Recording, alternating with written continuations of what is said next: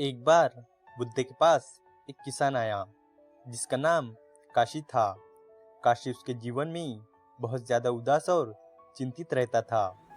उसने बुद्ध से उदास आवाज में कहा, भगवान, मैं एक साधारण व्यक्ति हूँ, दिन रात मेहनत करता हूँ, फिर भी मेरे जीवन में सुख शांति क्यों नहीं है? मुझे क्यों हमेशा दुख और कठिनाइयाँ झेलनी पड़ती है? मैंने ऐसा कौन सा बुरा कर्म किया है जो मुझे ये सब झेलना पड़ता है? बुद्ध ने शांत आवाज में उत्तर दिया, कर्म का सिद्धांत बहुत ही गहरा और सूक्ष्म है। जो कुछ भी तुम आज झेल रहे हो सकता है कि वो तुम्हारे पिछले कर्मों का परिणाम हो, और जो तुम आज कर रहे हो वो तुम्हारे भविष्य का निर्णय करे। कर्म केवल यही नहीं बताता कि तुम्हें किस परिस्थिति का सामना करना है, बल्कि ये भी बताता है कि तुम्हारी प्रतिक्रिया उस परिस्थिति पर क्या होंगी। किसान ने कुछ न समझते हुए बुद्ध से निवेदन करते हुए कहा, भगवान, क्या आप मुझे इसे सरल तरीके से समझा सकते हो?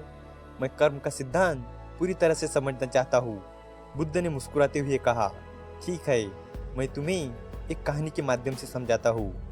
बहुत समय पहले एक गांव में दो मित्र रहते थे। एक का नाम दीपक और दूसरे का नाम अर्जुन था। दोनों ही बहुत अच्छे मित्र थे, लेकिन उनका जीवन जीने का तरीका बहुत ज्यादा अलग था। दीपक एक मेहनती और ईमानदार व्यक्ति था, जबकि अर्जुन आलसी और स्वार्थी था।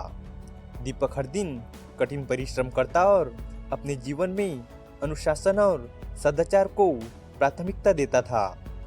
वही अर्जुन हमेशा शॉर्टकट ढूंढता और दूसरों का शोषण कर अपना काम निकलवाने की कोशिश करता।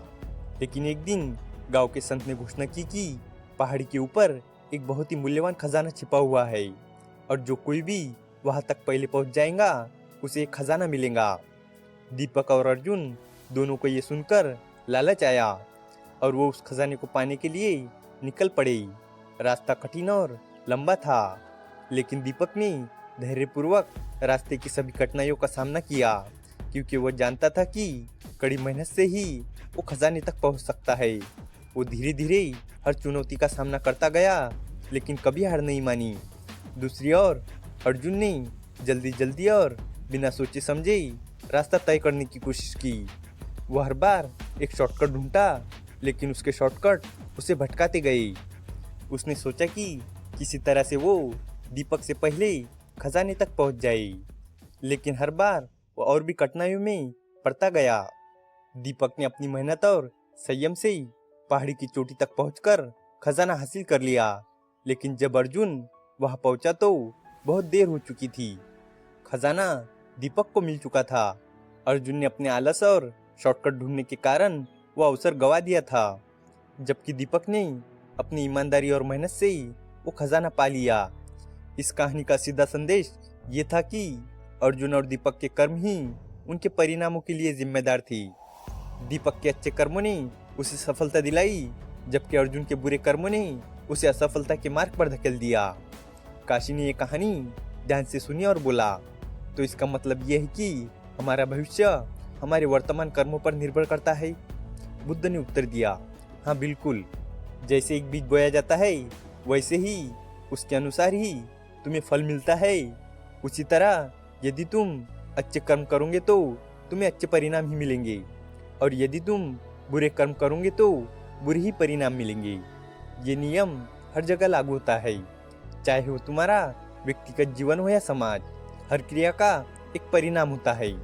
काशी ने उत्सुकता से पूछा, लेकिन भगवान, कभी कभी हमारे साथ ऐसा होता है कि हम अच्छे कर्म करते हैं फिर भी हमें बुरे परिणाम झेलने पड़ते हैं, ऐसा क्यों होता है? बुद्ध ने उत्तर दिया, ये सही है कि कभी कभी तुम्हें ये लग सकता है कि अच्छे कर्मों का फल तुरंत नहीं मिलता, लेकिन ये मत भूलो कि कर्म का परिणाम हमेशा समय पर निर्भर नहीं करता। कुछ कर्मों का फल तुरंत मिलता है, जबकि कुछ कर्मों का फल भविष्य में मिलता है।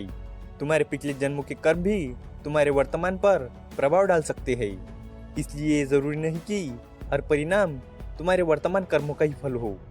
तुम्हारे कर्म केवल बाहरी क्रियाओं पर निर्भर नहीं करते, बल्कि ये तुम्हारे मन की अवस्था पर भी निर्भर करते हैं। यदि तुम्हारे मन में अच्छे विचार है तो वो तुम्हारे कर्मों को सही दिशा देंगे। यदि तुम्हारे मन में बुरे विचार है तो वो तुम्हें गलत मार्ग पर ले जाएंगे।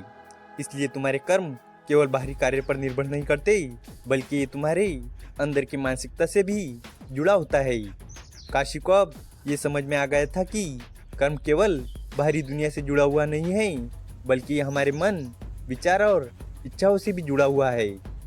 काशी ने बुद्ध से कहा, भगवान, मैं अब समझ गया कि मेरा जीवन मेरे कर्मों पर आधारित है। अब मैं अपने कार्य और विचारों को अच्छे से नियंत्रण करने की कोशिश करूंगा। ये कहानी हमें सिखाती है कि हर व्यक्ति का जीवन उसके कर्मों का फल है। अगर हम अपने वर्तमान कर्मों को सही दिशा में ले जाए तो ये हमारे भविष्य को सुधार सकता है।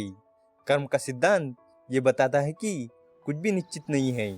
यदि हम अभी भी अपने जीवन में परिवर्तन लाना चाहते हैं तो अपने कर्मों को सुधारना बहुत ज़्यादा ज़रूरी है। बुरे कर्म से कोई भी बुरा नहीं बनता, लेकिन हम उसे सुधार कर अच्छा व्यक्ति ज़रूर बन सकते हैं। उम्मीद है कि आपको ये कहानी पसंद आई होंगी और भी इसी तरह की इंस्पायरिंग और मोटिवेशनल स्टोरीज के लिए हमारे चैनल को सब्सक्राइब करें। तो चलिए मिलते हैं अगले वीडियो में। तब तक के लिए goodbye and stay healthy.